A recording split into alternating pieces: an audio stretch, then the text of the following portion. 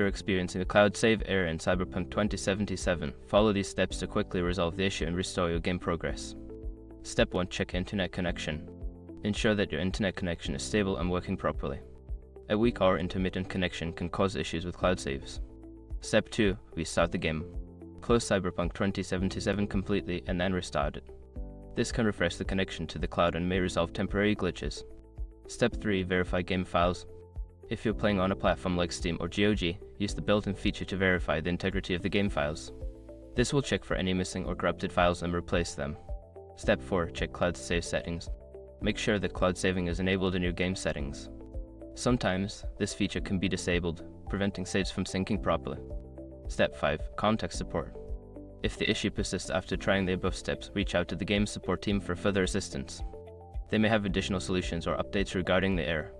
By following these steps, you should be able to resolve the cloud save error and get back to enjoying Cyberpunk 2077.